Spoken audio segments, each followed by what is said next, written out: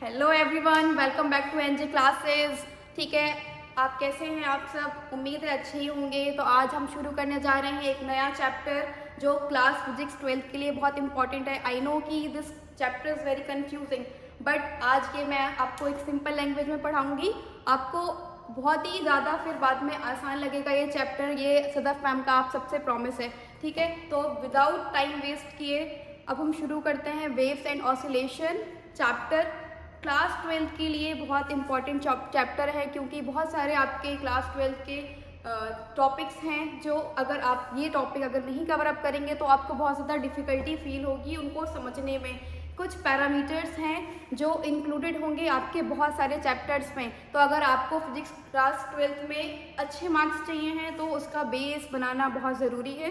ठीक है, तो हम शुरुआत करते हैं वेव एंड ऑसिलेशन से। तो वेव एंड ऑसिलेशन में वेव को समझने के लिए सबसे पहले ज़रूरी है ऑसिलेशन को समझना, ऑसिलेशन समझना ज़रूरी है। फिर हमारा आता है ऑसिलेशन का एक special type, that is SHM। Ma'am ये SHM क्या है बताएंगे मैम? ठीक है, वेव समझेंगे, टाइप्स ऑफ वेव समझेंगे। सारी चीज़ें इसलिए समझना ज़रूरी है क्योंकि क्लास 12th फिजिक्स आसान बनानी है। ठीक है, हमने मन में ये ठाना है कि हमें फिजिक्स में हाई परसेंटेज लाना है। Okay, what is oscillation? Oscillation को समझो, बहुत सुना है मैम ऑसिलेशन, सुना तो बहुत बार है लेकिन समझ में नहीं आया। एक बार को तो रट भी लिया oscillation, wave and oscillation, wave and oscillation. उसके बाद में जब रियलिटी में बात होती है ना मैम, जहाँ पे रियल एप्लीकेशन आता है वहाँ पर तो मैम हमारा डब्बा गोल हो जाता है। ऑसिलेशन होता क्या है? ऑसिलेशन क्या है? एक रिपीटेटिव मोशन है। ठीक है, एक मोशन रिपीटेटिव मोशन है, टू एंड फ्रो, मतलब किसी एक चीज़ का एक जगह से दूसरी जगह जाना। ठीक है, किसी एक चीज़ का एक जगह से दूसरी जगह बार बार आना जाना, इधर से उधर जाना, क्या है? ऑसिलेशन है। लेकिन ये किसी एक मीन पोजीशन के अबाउट होनी चाहिए। अब मैम ये मीन पोजीशन क्या होता है? ये तो हमने पहले भी पढ़ा था एक बार मतलब क्लास 11th में पढ़ा था, है ना? तो क्लास 11th में एक बार पढ़ा था कि एक मीन पोजीशन के अराउंड अगर कोई रिपीटेटिव मोशन होता है, टू एंड फ्रो मोशन होता है, उसे हम ऑसिलेशन कहते हैं। बट मैम मीन पोजीशन क्या है? मीन पोजीशन क्या होती है बेटा? मीन पोजीशन होती है जहाँ पर हमारा नेट फोर्स, ठीक है, हमारा नेट फोर्स क्या होता है? ज़ीरो होता है। नेट फोर्स ज़ीरो होता है। ठीक है, मीन पोजीशन क्या होती है? मीन पोजीशन मीन्स जहाँ पर हमारा नेट फोर्स ज़ीरो होता है, मतलब सिस्टम हमारा रेस्ट पे होता है। ठीक है, जब सिस्टम हमारा रेस्ट पे होता है, नेट फोर्स हमारा ज़ीरो होता है, तो वहाँ पर क्या होता है? ऑसिलेशन होता है। ठीक है, जब भी कोई रिपीटेटिव मोशन एक मीन पोजीशन के अबाउट होता है उसे हम कहते हैं ऑसिलेशन। सबको याद है बचपन में झूला झूला करते थे? हाँ मैम, हम तो अभी भी झूलते हैं पार्क में जाके। जब हमको बहुत ज़्यादा स्ट्रेस हो रहा होता है तो हम पार्क में जाकर बैठ जाते हैं, और कभी कभी तो छोटे बच्चे वाले झूले में बैठ जाते हैं। वहाँ से अंकल, गार्ड अंकल चिल्ला रहे होते हैं, बेटा ये तुम्हारे लिए नहीं है अब, है ना? तो झूला याद है सबको? तो इस पर भी क्या होता है? आप बैठते हो, ये क्या होता है? टू एंड फ्रो मोशन होता है ना इसमें, ये आगे जाता है पीछे जाता है, ऐसे ही होता है ना झूले में। तो ये भी क्या है? ऑसिलेशन है। क्या है ये? ऑसिलेशन है, राइट। एक तो आपका ये एग्जाम्पल हो गया, स्विंग एग्जाम्पल हो गया, सिंपल पेंडुलम एग्जाम्पल है आपका। आप समझ सकते हो, रिलेट कर सकते हो कि ऑसिलेशन क्या होता है। ठीक है, अब ऑसिलेशन से रिलेटेड कुछ ये हमारे की टर्म्स हैं, जैसे कि आपका एम्पलीट्यूड है, सुना होगा गाने में भी, मैं तेरा एम्पलीफायर फाया। मैम उस गाने बहुत सुनते हैं, गाने सुनते हैं लेकिन पढ़ाई भी करते थे। ठीक है, पढ़ाई करते हैं, अभी भी करते हैं। ठीक है, पढ़ते रहना है और बढ़ते रहना है। टाइम पीरियड, जब एक टाइम पीरियड क्या है? सिंपल, जब एक ऑसिलेशन कंप्लीट होने में जितना टाइम ले रहा है वो टाइम पीरियड है। फ्रीक्वेंसी, भाई फ्रीक्वेंसी सिंपल है कि ऑसिलेशन एक सेकेंड में जितनी बार ऑसिलेशन हो रहा है, जितनी तेजी से ऑसिलेशन हो रहा है, उसे हम फ्रीक्वेंसी बोलते हैं। ठीक है, इसका सिंपल सा, मैम ये फॉर्मूले बड़े डराते हैं। फॉर्मूला से डरना नहीं है, फॉर्मूला है ही क्या? फ्रीक्वेंसी ऑसिलेशन पर सेकेंड, एक बार एक सेकेंड में जितनी बार ऑसिलेशन हो रहा है वही आपकी फ्रीक्वेंसी है। सिंपल है, जब फ्रीक्वेंसी एक सेकेंड में जितनी बार हो रही है, ठीक है, उसे हम क्या बोलते हैं? फ्रीक्वेंसी बोलते हैं। जितनी बार एक सेकेंड में जितनी बार ऑसिलेशन हो रहा है उसे हम फ्रीक्वेंसी बोलते हैं। होपफुली ऑसिलेशन समझ पा रहे होगे बेटा, ऑसिलेशन समझना ज़रूरी है। ऑसिलेशन के आगे ही तो बढ़ेंगे मैम। लिखते तो हम वेव एंड ऑसिलेशन है, लेकिन मैम हम पढ़ तो ऑसिलेशन फिर वेव्स रहे। यही तो बेटा फिजिक्स और मैथ्स का स्टाइल है। ये ऐसे ही कंफ्यूज करती है, बट तुम्हें कंफ्यूज नहीं होना है, ठीक है। आपको कंफ्यूज नहीं होना है, आपको फिजिक्स का कंसेप्ट अच्छे से बिल्डअप करना है, क्योंकि क्लास 12 की फिजिक्स इसके बिना आसान नहीं है, आसान बनानी पड़ती है।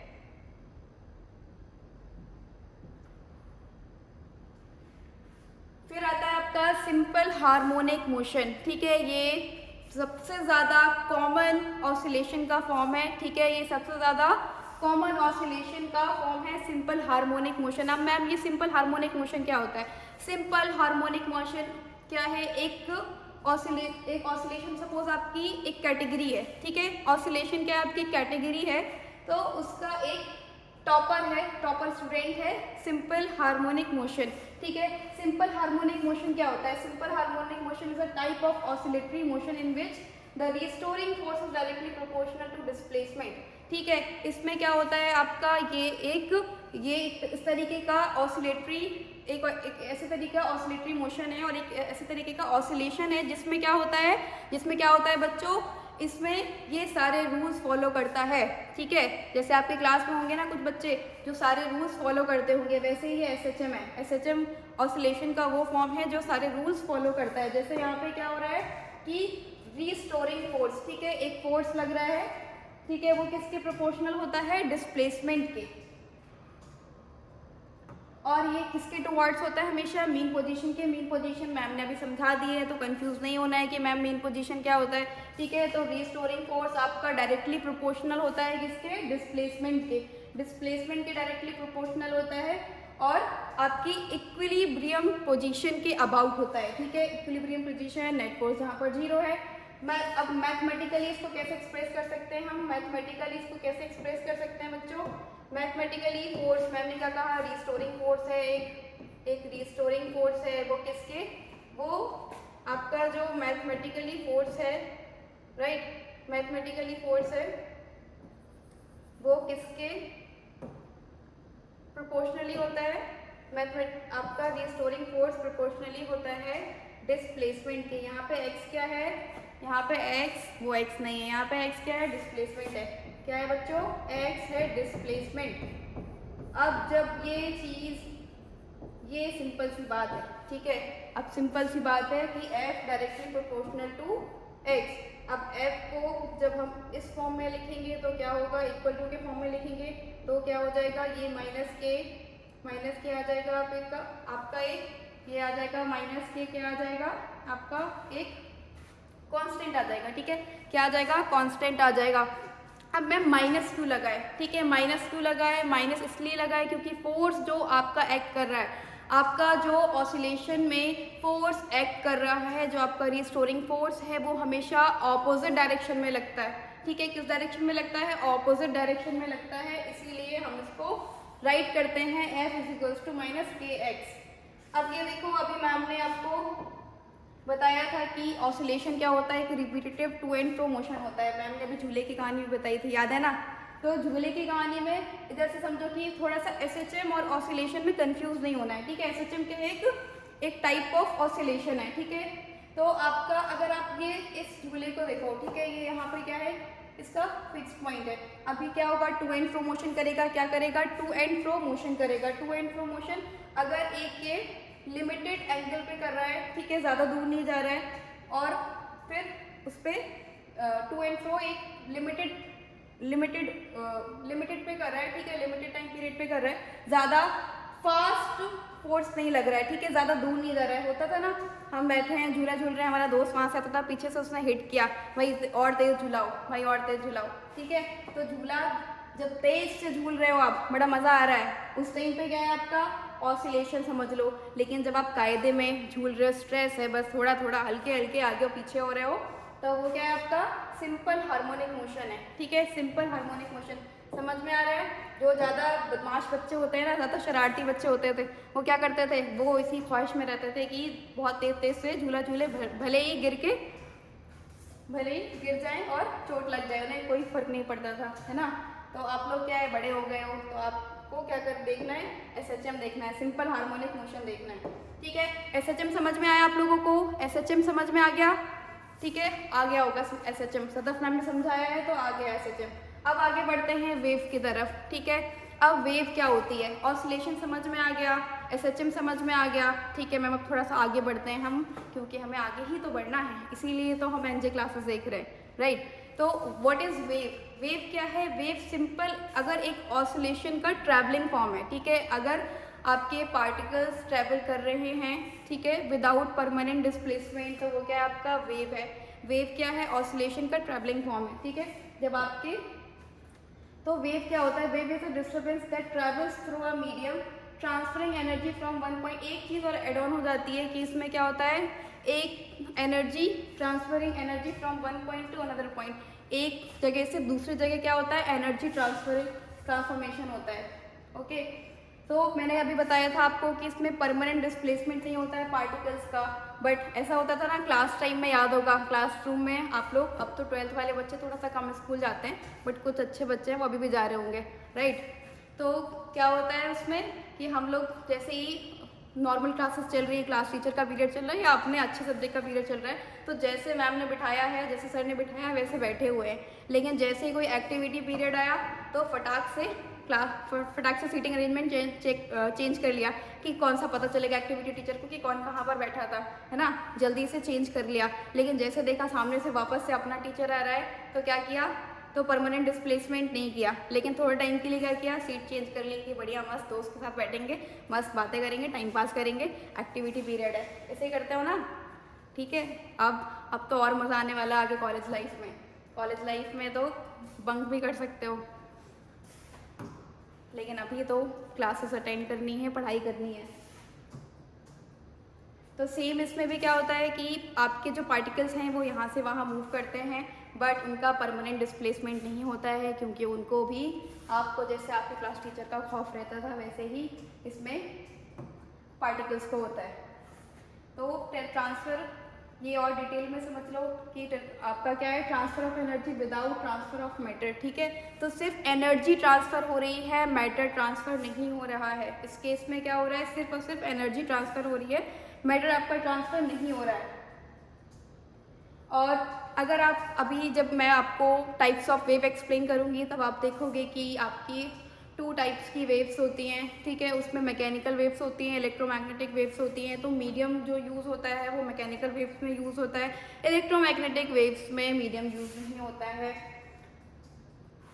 और आपका वेव फॉर्म क्यों होती है, ठीक है, वेव प्रोपगेशन क्यों होता है, cause by oscillation of particles. Particles क्या करते हैं, ऑसिलेट करते हैं मैम, क्या करते हैं, पार्टिकल्स यहाँ से वहाँ घूमते फिरते रहते हैं, इधर से उधर टू एंड फ्रो मोशन करते हैं, इसीलिए क्या होता है, वेव्स फॉर्म होती हैं। एग्जाम्पल सुना होगा बहुत बार, sound waves, ocean waves, water waves, light waves. Ma'am सुना तो बहुत बार है, लेकिन समझ में नहीं आया कि मैम ये वेव है क्या, मैम ये साउंड वेव्स क्या है, रट्टा मार लिया, रट्टा नहीं मारना है, ठीक है। वेव समझ में आ गई, जहाँ पे एनर्जी क्या हो रही है, ट्रांसफ़र हो रही है, लेकिन मैटर ट्रांसफ़र नहीं हो रहा है। ऑसिलेशन, पार्टिकल्स का ऑसिलेशन हो रहा है, क्या हो रहा है, पार्टिकल का ऑसिलेशन हो रहा है, पार्टिकल यहाँ से वहाँ घूम रहे हैं, एनर्जी ट्रांसफ़र कर रहे हैं, लेकिन मैटर ट्रांसफ़र नहीं कर रहे। अब आते हैं बच्चों टाइप्स ऑफ वेव्स में, ठीक है। टाइप्स ऑफ वेव्स में डिपेंड करता है आपका जो वेव्स का क्लासिफिकेशन है ना, वेव्स का classification, okay, classification of waves, classification of waves, classification of waves, ये आपका 2 बेसिस पे होता है, ठीक है। एक तो हो गया आपका कि आपके पार्टिकल जो मूव कर रहे हैं उनकी डायरेक्शन क्या है, ठीक है। एक होता है डायरेक्शन बेस्ड,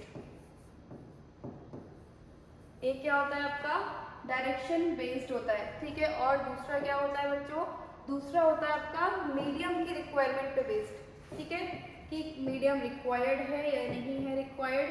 तो 2 बेसिस पे हम कैटेगराइज करते हैं, क्लासिफिकेशन होता है कि वेव्स कितने टाइप्स की होती हैं, ठीक है। तो अगर हम बात करते हैं डायरेक्शन के रिगार्डिंग, तो आपकी वेव्स किस तरीके की होती हैं, 2 टाइप्स की होती हैं, लॉन्गिट्यूडनल वेव्स, ट्रांसवर्स वेव, ठीक है। अभी जब मैम आपको लॉन्गिट्यूडनल वेव्स और ट्रांसवर्स वेव्स की डायग्राम दिखाएंगी तो आपको याद आएगा, हाँ मैम ये डायग्राम तो बहुत बार देखा है हम लोगों ने, लेकिन हमने रटा है, इस डायग्राम को भी देख करके इग्नोर कर दिया है। इग्नोर नहीं करना है, ठीक है। सो डायरेक्शन के बेस पे होता है और दूसरा मीडियम के बेस पे होता है, ठीक है। एक होता है डायरेक्शन के बेस पे, दूसरा होता है आपका मीडियम के बेस पे। तो चलो पहले समझते हैं कि डायरेक्शन के बेस पे क्या होता है। अभी मैम ने बताया कि वेव्स क्या होती हैं। वेव्स होती है आपका ऑसिलेशन, जब क्या होता है ट्रैवल करता है। ऑसिलेशन क्या करता है, ट्रैवल करता है। पार्टिकल्स आपके यहाँ से वहाँ मूव कर रहे होते हैं, तभी होता है ना वेव का फॉर्मेशन, ठीक है। तो आपका क्या होता है वेव्स, ट्रांसवर्स वेव क्या होती हैं। ट्रांसवर्स वेव क्या होती हैं, जब आपके पार्टिकल्स कैसे मूव कर रहे होते हैं, परपेंडिकुलर डायरेक्शन में मूव कर रहे होते हैं। कैसे मूव कर रहे होते हैं, परपेंडिकुलर डायरेक्शन में मूव करते हैं, ठीक है। ये आपका मीन पोजीशन है। कैसे मूव कर रहे हैं आपके पार्टिकल्स, परपेंडिकुलर मूव कर रहे हैं, ठीक है। कैसे मूव कर रहे हैं, परपेंडिकुलर मूव कर रहे हैं, ठीक है। मोशन क्या हो रहा है, अप डाउन। मोशन कैसे हो रहा है, अप डाउन। तो वेव ट्रैवल कर रही है ऐसे, अप जा रही है, डाउन जा रहा है, अप जा रहा है, डाउन जा रहा है। जैसे कभी आप एक रोप लोगे, रोप को क्या करोगे, ऐसे उसको हिलाओगे, ठीक है। वेव को आप क्या करोगे, रोप को ऐसे हिलाओगे तो क्या होगा, उसमें ऐसा होता है ना, देखा होगा कि ऐसे जो रस्सी होती है वो क्या होती है, ऊपर और नीचे जाती है। थोड़ा सा ऐसे वाइब्रेशन दिखता है, थोड़ा ऊपर और रस्सी नीचे जाती है, ठीक है। वो क्या होता है, ट्रांसवर्स वेव का फॉर्मेशन होता है। ऐसा होता है ना, मोशन अप जाता है, डाउन जाता है, मोशन अप होता है, अप जाता है, डाउन जाता है, अप जाता है, डाउन जाता है। तो वो क्या है आपका ट्रांसवर्स वेव्स होती हैं। उसमें क्या होता है, पार्टिकल्स ऊपर नीचे मूव कर रहे होते हैं, ठीक है। ऊपर नीचे मूव कर रहे होते हैं। फिर एक टाइम के बाद होता है ना कि अपने आप वो नॉर्मल रुक जाती है, नीचे आ जाती है। बट थोड़ी देर के लिए जब आप उसको वो करते हो तो अप एंड डाउन मोशन होता है, उसे ही हम क्या बोलते हैं, ट्रांसवर्स वेव बोलते हैं। अब समझ में आ रहा है ना, अब समझ में आ रहा है ना। मैम ये देखा तो बहुत बार था, ट्रांसवर्स वेव, ट्रांसवर्स, मैम बहुत कंफ्यूजिंग था मेरे टाइम पे भी। जब मैंने ट्रांसवर्स वेव और लॉन्गिट्यूडनल वेव्स पढ़ी थी तो मेरे लिए भी बहुत कंफ्यूजन था। सारी चीज़ें आसान नहीं होती हैं लाइफ में, हमें बनाना पड़ता है उसे आसान, ठीक है। तो मैम ने तो बना लिया है, अब आप लोगों को भी आसान बनाना है। आपके लिए मैम ने आसान बना के दिया है, समझने की कोशिश करिए। अगर अभी भी आपको डाउट लगता है तो ऐसा नहीं है कि मैम दूसरा तरीका निकालेंगे आप लोगों को समझाने के लिए, लेकिन आपको समझना पड़ेगा बच्चों। ट्रांसवर्स वेव समझ में आ गया। ट्रांसवर्स वेव मैम अब ये बहुत बार सुना है ना, लाइट वेव, साउंड वेव्स।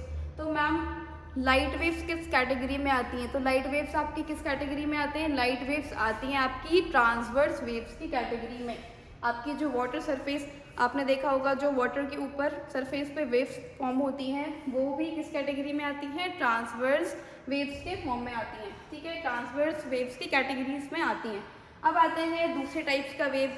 अब मैम एक तो हो रहा है कि जब हम क्या कर रहे हैं, जब हमारा मोशन क्या हो रहा है, अप एंड डाउन हो रहा है, ठीक है। तो वो वेव्स होती हैं ट्रांसवर्स वेव। बट क्या होता है, अगर आपका पार्टिकल्स पैरेलल मूव कर रहे हैं, ठीक है। पार्टिकल्स कैसे मूव कर रहे हैं, पैरेलल मूव कर रहे हैं, ठीक है। अगर आपके पार्टिकल्स कैसे मूव कर रहे हैं, पैरेलल मूव कर रहे हैं, ठीक है। पार्टिकल्स ऐसे मूव कर रहे हैं, पैरेलल मूव कर रहे हैं, ठीक है। पार्टिकल्स क्या हो रहा है, पैरेलल मूव कर रहे हैं, तो वो होती हैं लॉन्गिट्यूडनल वेव्स। क्या होती हैं, लॉन्गिट्यूडनल वेव्स, ठीक है। ये क्या है, मोशन कैसे लग रहा है, यहाँ से ऐसे एक दूसरे की तरफ लग रहा है, ठीक है। कैसे लग रहा है, एक दूसरे की तरफ लग रहा है, ठीक है। आगे पीछे लग रहा है, लेकिन ऊपर नीचे नहीं लग रहा है। कैसे लग रहा है, आगे पीछे। अभी ट्रांसवर्स वेव्स के केस में कैसे लग रहा था, हमारा मोशन ऊपर नीचे मोशन हो रहे थे, पार्टिकल्स ऊपर नीचे मूव कर रहे थे। अभी क्या हो रहा है, अभी आगे पीछे मूव कर रहे हैं। ऐसे समझो कि अभी लॉन्गिट्यूडनल वेव्स में होता है ना, असेंबली टाइम में आगे पीछे लगे रहते हो, राइट, आगे पीछे लगे होते हो। तो लॉन्गिट्यूडनल वेव्स में होता है ना, आगे पीछे जा रहे होते हो, चेंज कर लेते हैं। मैम थोड़ी ना देख रही हैं, और असेंबली टाइम में यही करते थे, बताना ऐसे ही करते थे आप लोग। तो लॉन्गिट्यूडनल वेव्स क्या है, जब आपके पार्टिकल्स कैसे मूव कर रहे हैं बेटा, आगे पीछे मूव कर रहे हैं, तो वो क्या है, लॉन्गिट्यूडनल वेव्स है, ठीक है। ऐसे वेव ट्रेवल कर रही है जब आगे पीछे, तो उसे बोलते हैं हम longitudinal waves.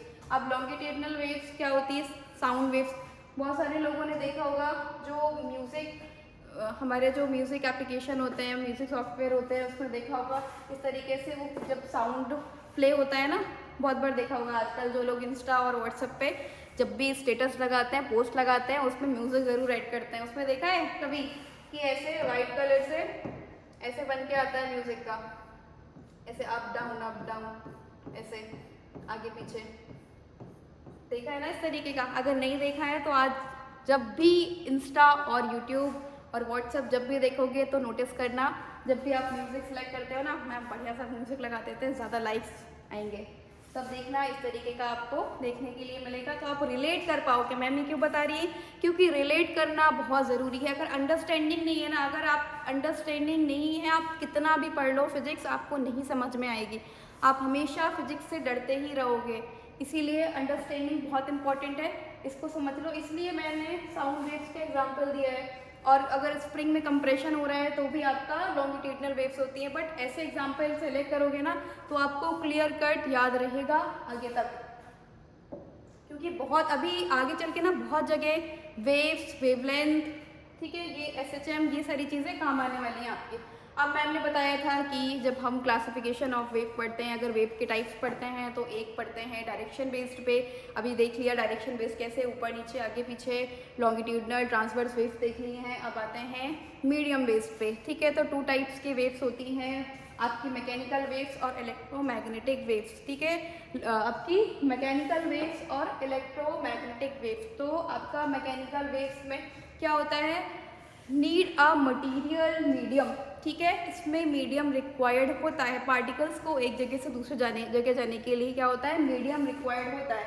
Can not travel in vacuum, जहाँ पे मीडियम नहीं है वहाँ पर आपकी इलेक्ट्रोमैग्नेटिक आपकी मैकेनिकल वेव्स ट्रैवल नहीं कर सकती हैं। जैसे आपका एग्जांपल है साउंड वेव्स और वाटर वेव्स। साउंड वेव्स को रिक्वायर्ड होता है एक मीडियम, ठीक है।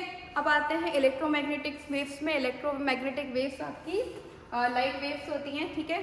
Do not need medium, can travel in vacuum. अगर ये वैक्यूम है आपका कहीं पे तो भी आपकी इलेक्ट्रोमैग्नेटिक वेव्स हो सकती हैं, क्योंकि उनको मीडियम की नीड नहीं होती है, ठीक है। एग्जाम्पल्स हैं light waves, radio waves, X rays. X rays याद है ना, एक्सरे जो कराते हो जब हड्डी वड्डी टूट जाती है, तो उसमें क्या होता है, इसमें मीडियम की रिक्वायरमेंट नहीं होती है। हम ऐसे तो बहुत डीप में जाएंगे तो बहुत ज़्यादा चीज़ें हैं। अगर आप देखोगे कि आपका जो मैकेनिकल वेव्स है, ठीक है, मैकेनिकल वेव्स में क्या होता है, अब मैम बहुत कंफ्यूजिंग हो रहा है, मैम बहुत ज़्यादा कंफ्यूजिंग हो रहा है। अभी आपने बता दिया लॉन्गिट्यूडनल ट्रांसवर्स वेव, अब आपने बता दिया हमें मैकेनिकल वेव्स, इलेक्ट्रोमैग्नेटिक वेव्स, तो थोड़ा तुम्हारे लिए सिंप्लीफाई कर देते हैं, ठीक है। थोड़ा सा आपके लिए सिंप्लीफाई कर देते हैं कि जो मैकेनिकल वेव्स होती हैं उसमें दोनों टाइप की वेव्स हो सकती हैं आपकी ट्रांसवर्स वेव्स भी हो सकती हैं, ट्रांसवर्स वेव्स भी हो सकती हैं, प्लस लॉन्गिट्यूडनल वेव्स भी हो सकती हैं, लॉन्गिट्यूडनल वेव्स भी हो सकती हैं, लॉन्गिट्यूडनल वेव्स, ठीक है। जो आपकी वेव्स होती हैं जिसपे मीडियम रिक्वायर्ड होता है उसमें ट्रांसवर्स वेव्स भी हो सकती हैं, लॉन्गिट्यूडनल वेव्स मतलब उसमें आपके जो पार्टिकल का मोशन है उसमें अप डाउन भी हो सकता है और आगे पीछे भी हो सकता है, ठीक है। लेकिन जो आपकी इलेक्ट्रोमैग्नेटिक वेव्स होती हैं, जो आपकी इलेक्ट्रोमैग्नेटिक वेव्स होती हैं ना, उसमें सिर्फ उसमें किस टाइप की वेव्स होती हैं, उसमें अगर हम डायरेक्शन की बात करें तो सिर्फ ट्रांसवर्स वेव्स होती हैं, ठीक है। किस टाइप की होती हैं, ट्रांसवर्स वेव्स होती हैं। अभी मैम ने बताया था आपको कि आपकी ट्रांसवर्स वेव्स लाइट वेव्स होती हैं। रिलेट कर पा रहे हो, ऐसा नहीं है कि मैम कभी कुछ बता रही है कभी कुछ बता रही है, ठीक है। रिलेशन समझो, रिलेशन समझना बहुत ज़रूरी है। तो आपको इजी करने के लिए बता दिया मैम ने कि जो मैकेनिकल वेव्स होती है उसमें दोनों टाइप्स की वेव्स इंक्लूड होती है, ट्रांसवर्स वेव भी, लॉन्गिट्यूडनल वेव्स भी, जिसमें मीडियम भी रिक्वायर्ड होता है और आपका जो डायरेक्शन ऊपर नीचे भी हो सकता है पार्टिकल्स का और आगे पीछे भी हो सकता है। लेकिन जो आपकी इलेक्ट्रोमैग्नेटिक वेव्स होती हैं उसमें क्या होता है, उसमें आपके पार्टिकल्स सिर्फ ऊपर नीचे अप एंड डाउन मूव कर सकते हैं। अब हम आते हैं वेव पैरामीटर्स में, ठीक है। वेव पैरामीटर्स क्या है मैम, वेव पैरामीटर्स है सिंपल। अब देखो वेव है तो वेव का एक बिहेवियर होगा, समझना पड़ेगा ना कि ये आपका ऑसिलेशन हो रहा है, ऑसिलेशन ट्रैवल कर रहा है, ये कैसे कर रहा है, ये सारी चीज़ें मैम कैसे हो रही हैं, है ना, इसको समझना ज़रूरी है ना, बिहेवियर समझना ज़रूरी है। जब किसी भी चीज़ का इंसान हो या फिर हमारा वेव हो, अगर हम किसी भी चीज़ का बिहेवियर समझ लेते हैं तो हमें सारी चीज़ें अपने आप उससे रिलेटेड समझ में आने लग जाती हैं। ऐसे ही होता है ना बच्चों, है ना। तो वेव पैरामीटर्स अब हम समझेंगे, वेव पैरामीटर्स, उसका बिहेवियर समझेंगे कि वेव कैसे रिएक्ट करती है, कैसे बिहेव करती है। तो वेव पैरामीटर्स में कुछ टर्म्स हैं जो आपको आगे वाले चैप्टर्स में आप देखोगे। वेवलेंथ है, एम्पलीट्यूड है, आपका टाइम पीरियड है, फ्रीक्वेंसी है, वेव स्पीड। आप एक एक करके इसको समझते चलते हैं, ठीक है, एक एक करके समझते चलते हैं। वेवलेंथ क्या होता है, जब आपके, अब मैम ये क्रेस्ट, कंप्रेशन, ये सारी चीज़ें क्या हैं, ठीक है, चलो समझा देते हैं। पहले हम तुम्हें बता देते हैं, तुम्हें समझा देते हैं, ठीक है। तो पहले दोनों टाइप्स की वेव्स बना लेते हैं, एक ट्रांसवर्स और दूसरी ये बना दी मैम ने, कौन सी वेव्स, ट्रांसवर्स वेव्स। कौन सी वेव बनाई है मैम ने, ट्रांसवर्स वेव्स। पहाड़ों के ऊपर, जंगल के पार, ये पहाड़ नहीं है, ये वेव्स है, ठीक है, क्योंकि पहाड़ नीचे थोड़ी आएगा, नीचे तो खाई आ जाएगी, ठीक है, पहाड़ नहीं, ये वेव्स है। अब हम बनाते हैं आपकी लॉन्गिट्यूडनल वेव्स। तो मैम लॉन्गिट्यूडनल वेव्स को थोड़ा सा स्टाइल से बना देते हैं, थोड़ा सा और ज़्यादा क्लोज कर देते हैं इसको, ठीक है। यहाँ पे थोड़ा सा डिस्टेंस पे क्रिएट कर देते हैं। Now again close. Okay, so this is longitudinal waves. Okay बच्चों, अब हम क्या समझने जा रहे हैं, वेव का बिहेवियर, लॉन्गिट्यूडनल वेव्स। इसलिए मैंने दोनों दिखा दिए सो दैट आपको कंफ्यूजन नहीं होनी चाहिए, किसी भी तरह की कंफ्यूजन नहीं होनी चाहिए। अब देखो क्या होता है कि वेव हमारी यहाँ से पार्टिकल्स मूव करना स्टार्ट किए, ऊपर नीचे। तो एक होता है ना कि हर चीज़ की लिमिट होती है, तो क्या होगा, एक ये पीक पॉइंट है, क्या है ये, पीक पॉइंट है, ठीक है, जहाँ पे मैक्सिमम इतने दूर तक जा सकती है, ठीक है, इतने अप जा सकती है आपकी वेव। आप देखोगे जब आप रस्सी को ऐसे वो करते हो ना, रस्सी को हिलाते हो, तो उस आप जितना फोर्स लगा रहे हो होता है ना, एक अमाउंट तक ही वो ऊपर जाएगी। ऐसा तो है नहीं कि आप यहाँ पे ऐसे रस्सी को हिला रहे हो तो सीधे सेकंड फ्लोर पे चली जाएगी वो रस्सी, ऐसा नहीं होता है ना। वो अपना, उसकी जो रस्सी है, उसकी जो मेन पोजीशन है, उसके अबाउट एक लिमिट तक अप जाती है, एक लिमिट तक डाउन जाती है ना। तो ये जो उसका उसका जो मैक्सिमम लिमिट है, उसकी जो मैक्सिमम लिमिट है, वेव की जो मैक्सिमम लिमिट होती है, उससे हम बोलते हैं crest, what we call it crest, ठीक है। और उसकी जो लोवेस्ट पॉइंट है, ठीक है, लोएस्ट लिमिट है, उसे हम बोलते हैं ट्रफ, ठीक है। समझ में आ गया। क्रेस्ट क्या है, क्रेस्ट वेव की जो मैक्सिमम लिमिट है वो क्रेस्ट है, जो लोएस्ट लिमिट है वो क्या है, ट्रफ है, ठीक है। तो अभी क्या समझा हमने कि वेवलेंथ क्या होता है, वेवलेंथ क्या होता है, वेवलेंथ होता है distance between two consecutive crest और कंप्रेशन, ठीक है। अगर हम ट्रांसवर्स की बात करते हैं तो टू क्रेस्ट, एक क्रेस्ट ये है, दूसरा क्रेस्ट ये है, ठीक है, एक क्रेस्ट ये है, दूसरा क्रेस्ट ये है, इन दोनों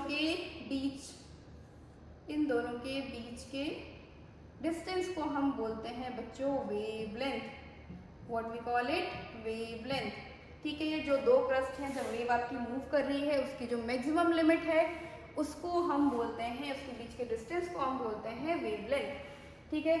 और अगर हम इसकी बात करते हैं, सपोज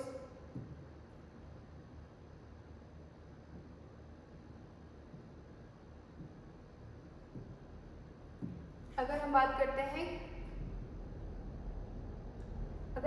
हैं लॉन्गिट्यूडनल वेव्स की, अगर हम बात करते हैं लॉन्गिट्यूडनल वेव्स की, लो भाई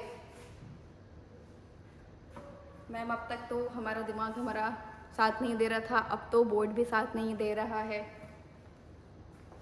स्टॉप कर दो, ठीक है। लॉन्गिट्यूडनल वेव्स से अगर समझ के चलते हैं, लॉन्गिट्यूडनल वेव्स की अगर हम बात करते हैं, ठीक है, लॉन्गिट्यूडनल वेव्स की बात करते हैं, तो वेवलेंथ क्या होती है, इट इज रिटन की डिस्टेंस बिटवीन टू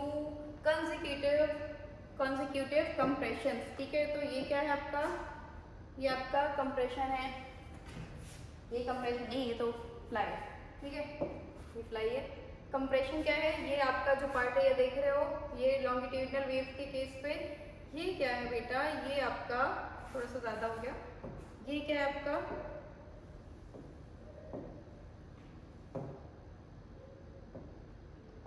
ये क्या है आपका, ये आपका कंप्रेशन है। अगर हम लॉन्गिट्यूडनल वेव की बात कर रहे हैं तो ये क्या है, कंप्रेशन है, ठीक है, कंप्रेशन है, क्योंकि पार्टिकल्स क्या हो रहा है, आगे पीछे चल रहे हैं, आगे पीछे चल रहे हैं। तो ये क्या है, कंप्रेशन वाला पार्ट है, ये क्या है आपका कंप्रेशन वाला पार्ट है।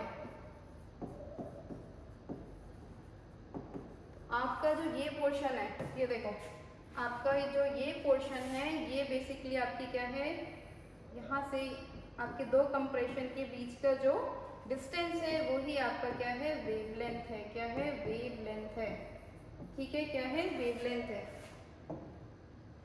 अब देखो, अब समझ में आ गया बच्चों वेवलेंथ क्या होता है, समझ में आ गया वेवलेंथ क्या होता है। अब ये जब distance between two consecutive crest क्यों लिखा था, क्योंकि अगर ताकि आप लोग अपना एक्स्ट्रा दिमाग लगा करके इस क्रेस्ट और इस क्रेस्ट के बीच के डिस्टेंस को वेवलेंथ ना समझ लो, इसीलिए लिखा हुआ है कॉन्सिक्यूटिव। ठीक है, फिजिक्स में जो भी लैंग्वेज लिखी होती है समटाइम्स हम उसे फॉर ग्रांटेड ले लेते हैं और वहीं पर हम गलती कर जाते हैं, इसीलिए वेवलेंथ को समझना जरूरी है। वेवलेंथ क्या है, distance between two consecutive crest, और अगर लॉन्गिट्यूडनल वेव्स की बात कर रहे हैं तो टू कॉन्सिक्यूटिव कंप्रेशन। ठीक है, वेवलेंथ, अब वेवलेंथ क्या एक डिस्टेंस है, तो ऑब्वियस सी बात है कि मैम ने जब यूनिट और डायमेंशंस आपको पढ़ाए थे तो बताया था कि जहाँ पे बात हो रही है डिस्टेंस की तो यूनिट क्या होगी आपकी, मीटर होगी। ठीक है, होने को तो बहुत कुछ हो सकती है बट मैम ऐसा यूनिट की बात कर रही है। ओके, अब बात करते हैं एम्पलीट्यूड की। ठीक है, एम्पलीट्यूड क्या होता है मैम, एम्पलीट्यूड बहुत बार सुना है बट समझ में नहीं आया वेवलेंथ एम्पलीट्यूड। तो एम्पलीट्यूड क्या है, एम्पलीट्यूड क्या है आपका maximum displacement from mean position. ठीक है, आपका ये चीज़ क्या है, ये आपकी ट्रांसवर्स वेव है, आपके पार्टिकल्स ऊपर से नीचे जा रहे हैं और उस केस में आपका क्या है मैक्सिमम डिस्प्लेसमेंट। ठीक है, maximum displacement from the mean position. ये जो भी लाइंस होती है ना, ये बहुत इंपॉर्टेंट होती है, फ्रॉम द मीन पोजीशन। अगर सिर्फ मैक्सिमम डिस्प्लेसमेंट बोल देते तो हम क्या करते हैं, यहाँ से यहाँ तक अपना एम्पलीट्यूड समझ लेते हैं, बट ये एम्पलीट्यूड नहीं है, मैक्सिमम। तो आपका एम्पलीट्यूड क्या है, जो मैक्सिमम डिस्प्लेसमेंट है फ्रॉम मीन पोजीशन से। ये भी हो सकता है और ये भी हो सकता है। ठीक है, ये भी हो सकता है, ये भी हो सकता है। ये क्या है हमारा मैक्सिमम डिस्प्लेसमेंट, मतलब एम्पलीट्यूड। जब आपकी वेव, ठीक है, आपकी वेव ट्रैवल कर रही है, आपके पार्टिकल्स मूव कर रहे हैं, उस केस में जब मैक्सिमम डिस्प्लेसमेंट होता है फ्रॉम द मीन पोजीशन, उसे हम बोलते हैं एम्पलीट्यूड। अब डिस्प्लेसमेंट हो रहा है, डिस्प्लेसमेंट की बात हो रही है, डिस्टेंस की बात हो रही है, तो ऑब्वियसली बात है कि यूनिट क्या होती है, मीटर होती है। टाइम पीरियड, ये तो मैम ने पहले भी एक्सप्लेन किया था कि आपको जैसे ऑसिलेशन के केस में क्या था, ऑसिलेशन के केस में जब आपका ऑसिलेशन 1 सेकेंड पे जितना ऑसिलेशन हो रहा था, ठीक है, फ्रीक्वेंसी की बात करने लग गई मैम, तो टाइम, जितना टाइम ले रहा था एक ऑसिलेशन में वो टाइम पीरियड था। वैसे ही यहाँ पे एक वेव को कंप्लीट होने में जितना टाइम लग रहा है उसे हम टाइम पीरियड लेंगे और ऐसे यूनिट्स में टाइम को हम सेकेंड्स में ही लेते हैं। ठीक है, फ्रीक्वेंसी क्या है, अभी ऑसिलेशन में समझा था। फ्रीक्वेंसी क्या होती है, जब 1 सेकेंड में जितना ऑसिलेशन हो रहा था वैसे ही 1 सेकेंड में जितनी नंबर ऑफ वेव्स आपकी फॉर्म होंगी, वो क्या होगी, फ्रीक्वेंसी होगी। ठीक है, फ्रीक्वेंसी को हम कैलकुलेट करते हैं हर्ट्ज में। ठीक है, फ्रीक्वेंसी का फॉर्मूला मैम ने पहले भी एक्सप्लेन कर दिया, ऑसिलेशन के केस में जैसा था वैसे ही वेव की केस में, क्योंकि वेव क्या है, वेव मैम ऑसिलेशन का ट्रैवलिंग फॉर्म है, राइट। वेव स्पीड क्या होती है, v equals to F lambda. Ma'am अब ये कहाँ से आ गया, ठीक है, ये कैसे आया, v वेलोसिटी, मैम हमेशा बेसिक से लेके चलती हैं, राइट। तो वेलोसिटी आपको पता है कि वेलोसिटी क्या होती है, डिस्प्लेसमेंट अपॉन टाइम, वेव क्या होती है, डिस्प्लेसमेंट अपॉन टाइम। ठीक है, displacement upon time, so velocity, displacement क्या है आपका, डिस्प्लेसमेंट यहाँ पे जो हो रहा है आपका, डिस्प्लेसमेंट क्या हो रहा है, वेवलेंथ लैम्डा, राइट। और टाइम क्या है आपका, टाइम को ऐसे लिख सकते हैं ना 1/t, राइट। तो 1/t as we know frequency होती है, तो we can write F lambda F, और we can write F lambda. अब समझ में आ रहा है कि वेलोसिटी का formula v equals to F lambda कहीं आसमान से नहीं उतरा है, v equals to F lambda. Velocity simple सी चीज़ समझते चलिए, वेलोसिटी को आप रियलिटी में समझोगे, फॉर्मूला नहीं रटना है। वेलोसिटी क्या होती है, स्पीड जो पर्टिकुलर डायरेक्शन में होती है, राइट। तो अभी हम वेव के केस में बात कर रहे थे, तो velocity equals to displacement upon time. Displacement यहाँ पे क्या है आपका, डिस्प्लेसमेंट वेवलेंथ है, वेवलेंथ क्या है आपकी लैम्डा है, वेवलेंथ लैम्डा है, और आपका टाइम क्या है टी है। इसके अकॉर्डिंग आपके जो वी का आपका वेलोसिटी का फॉर्मूला क्या होगा, V equals to lambda F, और एफ लैम्डा एक ही बात है बेटा, एक ही बात है। अब मेन चीज़ है कि मैम अब काफ़ी कुछ समझ में आ गया है, हमने ऑसिलेशन समझ लिया है, एसएचएम समझ लिया है, वेव पैरामीटर्स, वेव का बिहेवियर समझ लिया है, जो कि बहुत ही ज़्यादा इम्पॉर्टेंट था, क्योंकि सिर्फ वेव पढ़ लेने से कुछ नहीं होगा, उसका बिहेवियर समझना ज़रूरी है।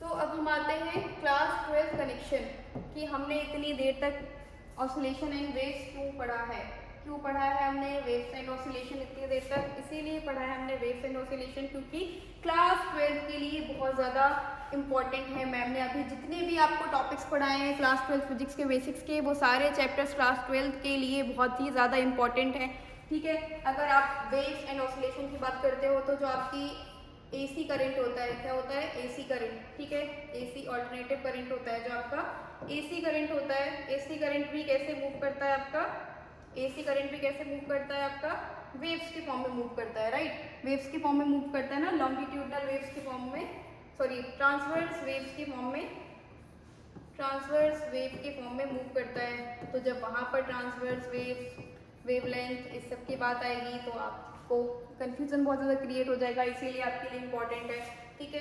एसी करंट, एसी करंट, और आपके ईएम वेव्स हैं, इलेक्ट्रोमैग्नेटिक वेव्स वाला चैप्टर जब आएगा, तब वहाँ पर वेवलेंथ की बात होगी, इलेक्ट्रोमैग्नेटिक वेव्स की बात होगी, तब आपको कंफ्यूजन क्रिएट होगा कि मैम ये क्या है। फिर आपका इंटरफेरेंस होता है, डिफ्रैक्शन होता है, इंटरफेरेंस से पढ़ोगे आप, वेव ऑप्टिक्स पढ़ोगे, रे ऑप्टिक्स पढ़ोगे, तब क्या होगा, बहुत ही ज़्यादा कंफ्यूजन हो जाएगी, क्योंकि तब आपको वेव पैरामीटर्स तो आते नहीं होंगे, ठीक है। ये सारे जगह पे 12th में इम्पॉर्टेंट है आपका wave and oscillation basic topic, इसीलिए मैम ने आपको वेव एंड ऑसिलेशन समझाया है। वेव एंड ऑसिलेशन, अब जब जब आपको क्लास 12th में वेवलेंथ टर्म आएगा, कहीं पे फ्रीक्वेंसी टर्म आ रहा है, कहीं पर वेव्स यूज हो रही हैं, तब आपको कोई कंफ्यूजन नहीं होगा, ठीक है, कोई कंफ्यूजन नहीं होगा, क्योंकि सिंपल लैंग्वेज में मैम ने आज आपको वेव एंड ऑसिलेशन बता दिया है। So all the best for the upcoming series, अच्छे से पढ़ते रहिए, all the best, thank you, bye.